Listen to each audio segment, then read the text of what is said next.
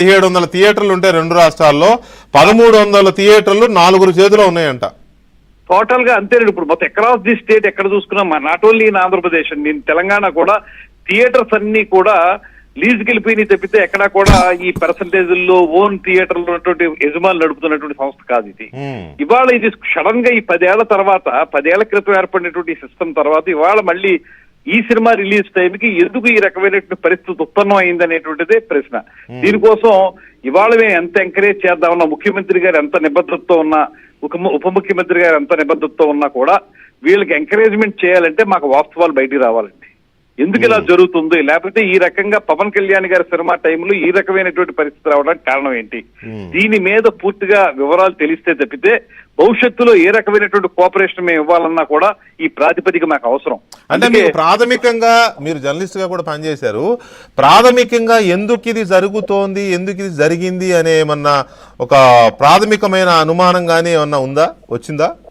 ఇది కొంత కుట్ర కోణాన్ని ఇందులో మనం చూడాలండి తప్పనిసరిగా. ఇందులో పవన్ కళ్యాణ్ గారి సినిమా సమయానికి ఈ రకంగా రావటం, లాస్ట్ టైం కూడా సరే, లాస్ట్ టైం ఆ ప్రభుత్వం అనుకోండి, ఆ ప్రభుత్వం ఆ రకంగా చేసిందంటే వాళ్ళకి పూర్తిగా మన మీద ఆ వెంజెన్స్ తీర్చుకోవాలనేటువంటి విధానంతో చేశారు వాళ్ళు.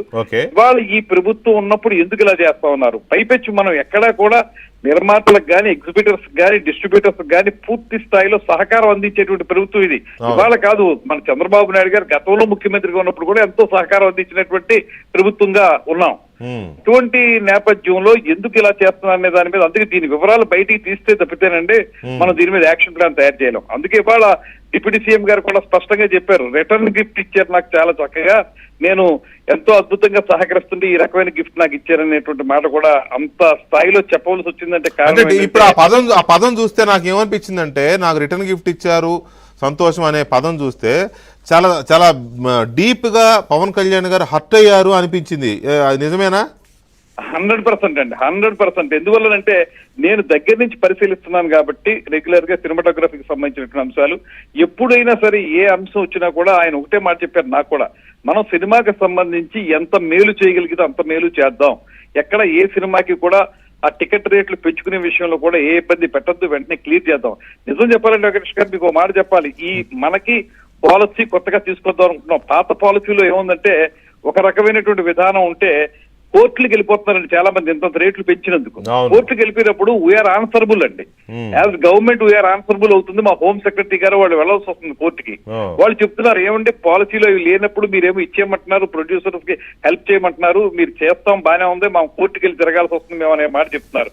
అవన్నీ కూడా ఫేస్ చేస్తూ కూడా మనం ఇవాళ ప్రత్యేకంగా వాళ్ళకి కోఆపరేట్ చేసి ఏ సినిమా అడగండి, ఇప్పుడు దాకా ప్రొడ్యూసర్లు అడిగి, పెద్ద ప్రొడ్యూసర్లు కానీ చిన్న ప్రొడ్యూసర్లు కానీ ఎవరు అడిగినా కూడా ప్రతి ఒక్కరికి కూడా పూర్తి స్థాయిలో సహకారం అందించాం. ప్రతి సినిమాకి వారి వారి స్థాయిని బట్టి మేము టికెట్ల రేట్లు పెంచుకోవడానికి అవకాశం కల్పించాం, మేము ఇబ్బందులు పడుతూ కూడా. ఇంత బాగా చేస్తున్నప్పుడు ఈ ఉప ముఖ్యమంత్రి గారు స్వయంగా ఆయన సినిమా రంగం నుంచి వచ్చారు, వాళ్ళతో మాట్లాడుతున్నారు, ఇంకా ఏమన్నా కావాలంటే చేస్తా ఉన్నారు. కొత్త పాలసీ తీసుకురావడానికి కూడా త్వరలో కమిటీ వేస్తున్నాం. ఆ పాలసీలో పదే పదే మీరు వచ్చి మమ్మల్ని టికెట్ల రేట్ల గురించి అడగకుండానే అందరికీ ఒకే ఆమోదయోగ్యమైనటువంటి విధానాన్ని తీసుకొచ్చి మీకు కోఆపరేట్ చేయాలని ప్రయత్నం చేస్తా ఉన్నాం. ఇన్ని చేస్తున్నప్పుడు దీని వెనకాల కుట్రకోణం లేదని ఎలా అనుకుంటాం చెప్పండి? ఈ సమయంలోనే ఈ మాట ఎత్తుకోవడం బంద్ ఏంటి సార్? అవును, థియేటర్లు బంద్ ఏంటి? అసలు ఇక్కడ నేను అడిగానండి మా ఈస్ట్ వెస్ట్ గోదావరి డిస్ట్రిక్ట్స్ లో ఎగ్జిబిటర్స్ ని, మేమెవరో సుముఖంగా లేవండి బంద్ చేయడానికి, ఎందుకు బంద్ చేస్తామండి, వ్యాపారం ఇప్పటికే నష్టపోయి ఉన్నాం, మళ్ళీ బంద్ చేస్తే ఇంకా నష్టం మాకు అనేటువంటి మాట వాళ్ళు చెప్తున్నారండి. ఇది ఎందుకు ఈ రకమైన వాతావరణం కల్పిస్తున్నారు అనే దాని మీద ఖచ్చితంగా మనం నిజాన్ని నిగ్గుదీయాలండి. అప్పుడు తీస్తే తప్పితే మేము ఏ యాక్షన్ ప్లాన్ తీసుకోలేము. అయితే మినిస్టర్ గారు ఇక్కడ ఒక విషయము, లాస్ట్ క్వశ్చన్, ఇప్పుడు చాలా మంది హీరోలు కంటే ఎక్కువ స్టార్డమ్ ఉన్న స్టార్ పవన్ కళ్యాణ్ గారు, అందులో సందేహమే లేదు కదా.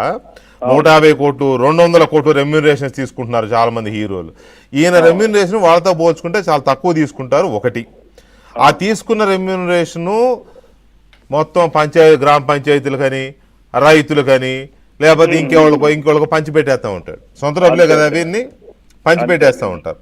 సో ఇలాంటి ఒక సోషల్ అవుట్లుక్ ఉన్న వ్యక్తికి సంబంధించిన సినిమా మీదనే ఎందుకు ఇంత కక్ష కట్టినట్టు బిహేవ్ చేస్తున్నారు వీళ్ళు? అప్పుడు జగన్మోహన్ రెడ్డి ఉన్నప్పుడు కానీ, ఆయన లేకుండా ఇప్పుడు ఉన్నవాళ్ళు కానీ, ఏంటి దీని వెనక ఉన్న ఏదో ఉందండి, అదేంటని? అదేదండి ఇప్పుడు దాన్నే మనం మేము కూడా పూర్తిగా మీ మాటలతో ఏకీపిస్తాం. 100% కూడా దీంట్లో ఏదో కుట్రకోణం దాగి ఉంది, దీన్ని బయటికి లాగాల్సినటువంటి అవసరం ఉంది. దానికోసమే ఇప్పుడు మేము ఎంక్వైరీ కూడా వేయించామండి. ఆ ఎంక్వైరీలో పూర్తిగా తెలుస్తాయి. ఎందుకంటే ఈ వాళ్ళు నిజంగా ఇవాళ అర్జెంట్ గా పెట్టిన మీటింగు ఎవరైతే ఈ ఫిల్మ్ ఛాంబర్ వాళ్ళు పెట్టుకున్నారో, ఈ మాట బయటకు వచ్చినప్పుడు ఏది జూన్ 1 నుంచి థియేటర్లు బంద్ అనేటువంటి మాట బయటకు వచ్చినప్పుడు ఎందుకు క్లారిఫికేషన్ ఇవ్వలేదండి వారు? అవును. ఇవాళ దామోదర్ ప్రసాద్ గారు ఏదో మాట్లాడుతున్నారు, మాకెవరు సంబంధం లేదు, లేకపోతే మాకేం చెప్పలేదు మాకు. ఇప్పుడు ప్రభుత్వం సహకారం లేకుండానే వాళ్ళు పనిచేయగలుగుతారండి. అవును. ప్రభుత్వం పరిశ్రమ కలిసి పనిచేయాలి కదా. అక్కడ తెలంగాణ ప్రభుత్వం అయినా, ఇక్కడ ఆంధ్రప్రదేశ్ ప్రభుత్వం అయినా ప్రభుత్వంతో సహకారం ఉంటేనే కదా మనం ముందుకెళ్ళగలుగుతాం. అల్టిమేట్ గా మిమ్మల్ని అందరినీ కూడా joint collector of every district వాళ్ళు మీ బాగోగులు అవి చూస్తుంటారు. అవన్నీ జాయింట్ కలెక్టర్ అంటే ప్రభుత్వం అంతర్భాగం కాదా? అవును. మీరు మాకు సంబంధం లేదు, మాకు ఎవరితో పని లేదు అనేటువంటి మాట మాట్లాడేస్తుంటే ఆయన అది ఎంతవరకు సమంజసం? ఎవరితో పని లేదు, మాకు బయట వాళ్ళ ప్రమేయం అవసరం లేదు అనే పదం వాడారు ఒకటి. జగన్మోహన్ రెడ్డి ముఖ్యమంత్రి ఉన్నప్పుడేమో చేతులు కట్టుకుని వెళ్ళారు హీరోలు, నిర్మాతలు, డైరెక్టర్లు అందరూ కట్టకట్టుకుని. మీరు అడిగిన మీ ఉప ముఖ్యమంత్రి గారి కార్యాలయం నుంచి వచ్చిన దాంట్లో ఒక పాయింట్ అయితే వ్యాలిడ్ అండి. ఏడాది అవుతున్నా ఈ అసోసియేషన్స్ కనీసం కటసీ కోసం కూడా రాలేదు. దాని మీద మీ రియాక్షన్ ఏంటి మంత్రిగా? ఖచ్చితంగా ఈసారి నుంచి ఇక నుంచి మేము ఇండివిజువల్స్ ని ఎంటర్టైన్ చేయదలుచుకోలేదండి. ఎవరైతే వీరు డిఫరెంట్ వింగ్స్ ఉన్నాయో ఆ వింగ్స్ కి సంబంధించినటువంటి అసోసియేషన్ ఏదైతే ఉందో వాళ్ళు కలిసి వస్తేనే వాళ్ళ యొక్క ఆలోచన కానీ వారు ఏం అడుగుతున్నారో దాని మీద స్పందించడం జరుగుతుంది.